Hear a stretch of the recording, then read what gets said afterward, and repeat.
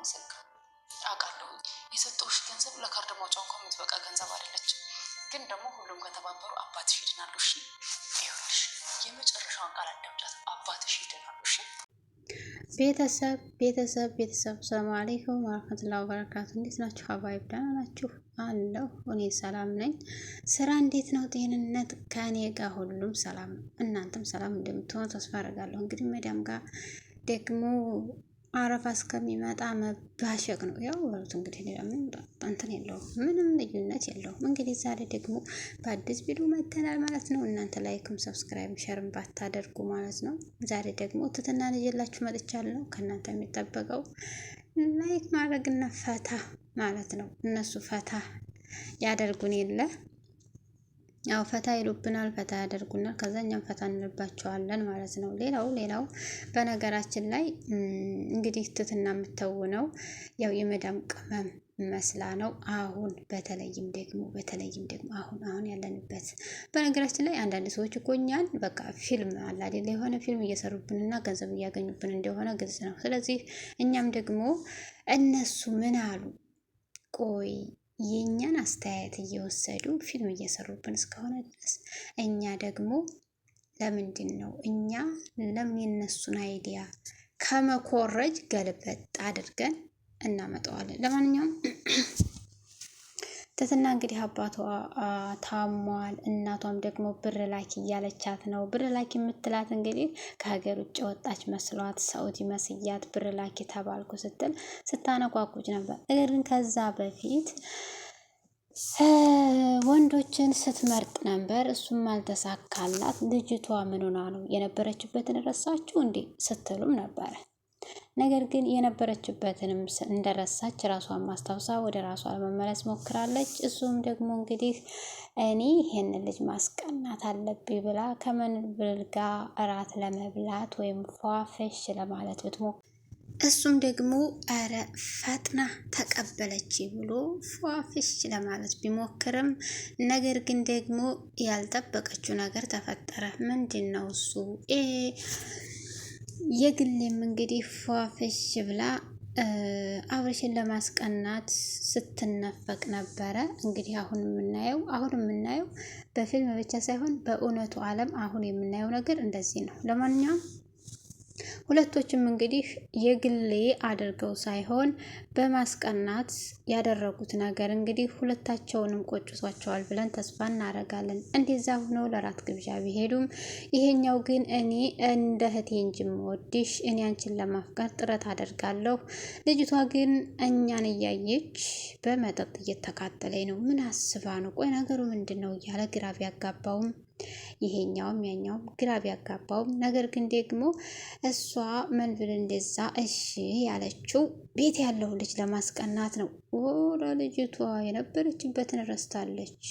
ዝና እንደዛ ሲጨቁናት እንደዛ አስሮ ሲደበድባት ወይም ደግሞ ቤተሰቦቿን ገንዘባቸውን ሙጥት አድርጎ ሲበላ የነበረው እነዛን አላሰበቻቸውም እንዴ የምትሉም ብዙ ነበራችሁ። ነገር ግን እሷም ደግሞ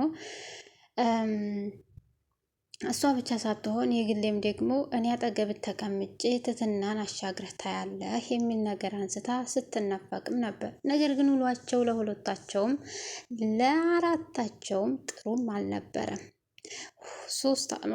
አራታቸውም ደስተኛ አልነበሩም። ወንዶቹ ምን አስበው ነው ምን ሆነው ነው ብለው በመደናገር ሴቶቹ ደግሞ ምንድን ነው አልገባኝም እንዴ ምን ላይ ነኝ እንዴት በምን እያሉ ራሳቸውን ሲጠይቁ ነበር።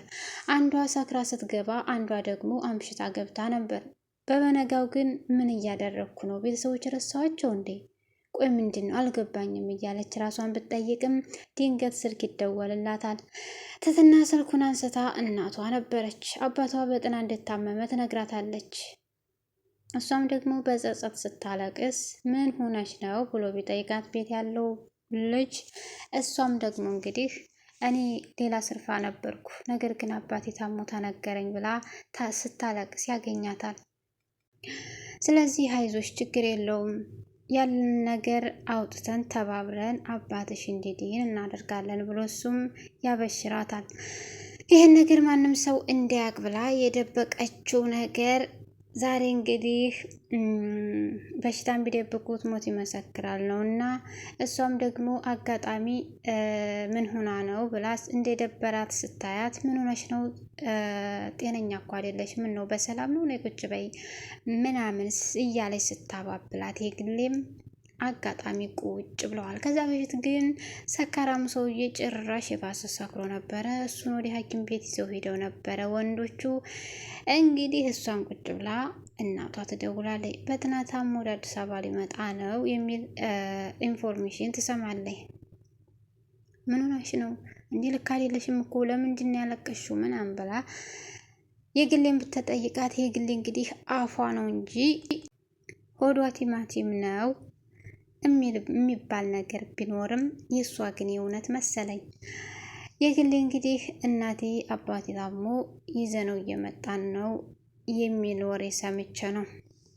ስለዚህ እኔ ሰዑድ እንደሆንኩ ነው የሚያውቁት ትልና እሷም ታለቅሳለች። አይዞሽ ችግር የለውም ነገሩን እንፈተዋለን ብላ እሷም ማረጋግታት ከሆነ ሰዓት በኋላ ምግብ እየተበላ በነበረበት ሰዓት ስለ ገልሞ እያወሩ ወይም ስለ ውሏቸው ወይም ስለ ሐኪም ቤት ውሏቸው እያወሩ በነበረበት ሰዓት በምግብ ሰዓት ወቅት ነበረ።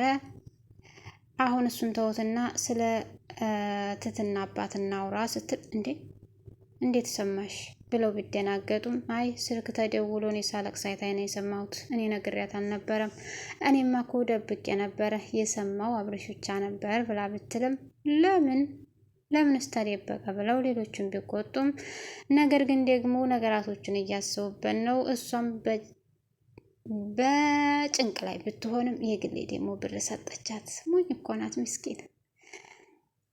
የምር እንደዚህ አይነት ሰው አትመስለኝም ነበረ። ለካ እውነትም አፍሽ እንጂ ሆድሽ ቲማቲም እንደሆነ አሁን ላይ ተረዳሁት ትልና እሷም ትቀበላለች። እንግዲህ ሌሎችም ደግሞ እያበረታቷት ይገኛሉ። ቀጣው ምን ይላል የሚለውን ነገር አብረን እናያለን።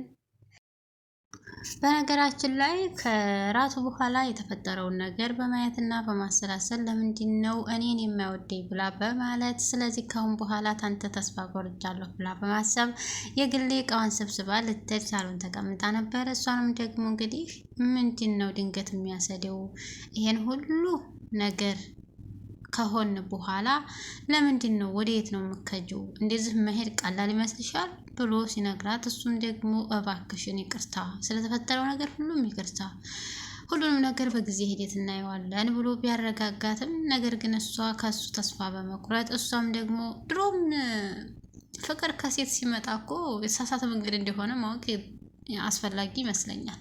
ለማንኛውም እኔ ካሁን በኋላ ተስፋ ቆርጫለሁ፣ ስለዚህ ዝም መቆየት ይኖርብኛል አይመስለኝም ብላ ተነስታ ልከር ስትል አንቺ አትሄጂም ሽሮ ፍትፍት ማን ነው የሚፈተፍትልኝ ሲል ግርሙ ቢናገርም እሷም ዛሬማ ወጥራ ወይም ደግሞ ወስና ቆርጣ ብትነሳም የግሌ እንግዲህ አፏ ነው እንጂ ሆዷ ወይም ልቧ ጨካኝ አይደለም ብለው እንደሚሏት ሁሉ እናት መሰለኝ ለመቅረትም ወስናለች።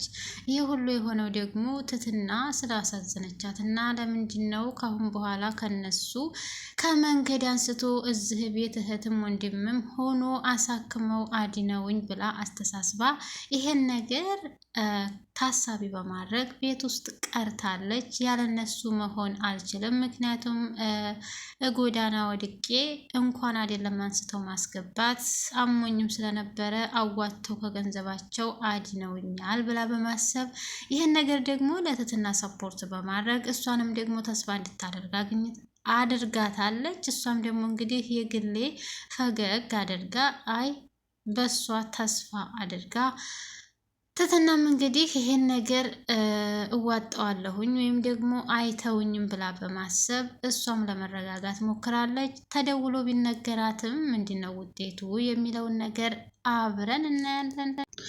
የግሌም እንግዲህ ያው ተስፋ ቆርጣ ልከድ የነበረችው እሷን እንግዲህ በበነጋው ምን ሆና ነው ብሎ ሀሳቡን ወይም ደግሞ ችግሯን ለሱ ስለሆነ የነገረችው። ትትናም እንግዲህ አብርሽን ስታክለው ምን አቀፈችውን ሲጀመር እኔ ምን አገባኝ፣ ቅናት በጣት ሶቆማ አምጦ ሊጥላት ቢደርስም ቤተሰቦቿ ችግር የተወሰነ ነገር ስለሰማች ከፍቷት ስለነበር እንጂ ለሌላ አልነበረም ብሎ ቢነግራትም ሲጀመር እኔ ምን አገባኝ ስለእናንተ አያገባኝም፣ መሄድ ስለፈለኩ ነው። ስለዚህ መሄድ እፈልጋለሁኝ ብላ እንግዲህ እንድትፈተሽ ነው መሰለኝ ሀሳቧ። ነገር ግን ሊሰዷት አልቻሉም። መመለስ ችላለች ብለን ተስፋ እናደርጋለን። ነገ ደግሞ እሄዳለሁ ብላ እንደ ቅዠት ካልተነሳባት መቅረቷን አረጋግጠናል ማለት ነው።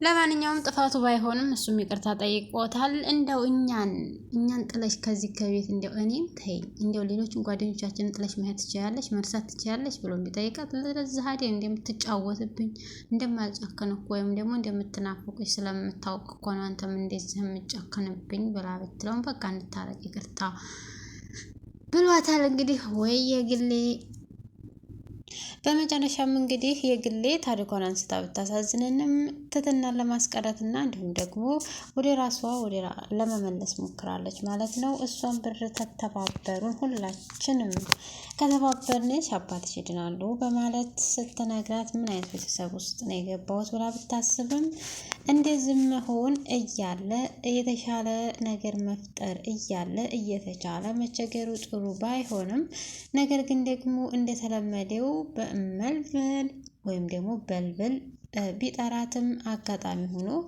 የሰማችውን ነገር ስለደበራት ምን ሆነሻል ብሎ ሲጠይቃት እሷም ደግሞ አይ ደህና ነኝ በማለት ብታልፈውም እሱም ደግሞ ለልጅቷ ልክ አይደለችም እያለ ቢያስብም ነገር ግን ደግሞ ምንም ሳያወሩ ወደ ቤቷ ተመልሳለች። ምክንያቱም መናገር አልፈለገችም፣ ከቤተሰቡ ውጭ መናገር ስላልፈለገች ያው እንግዲህ አጠገቧ ስለደወለች እንጂ የግል የማታውቅም ነበረ።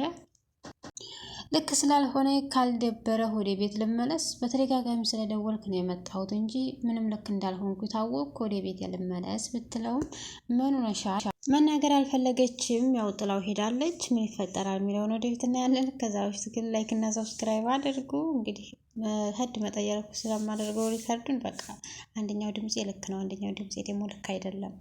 ለማንኛውም ተመልሰን እስከምንመጣ ፒስ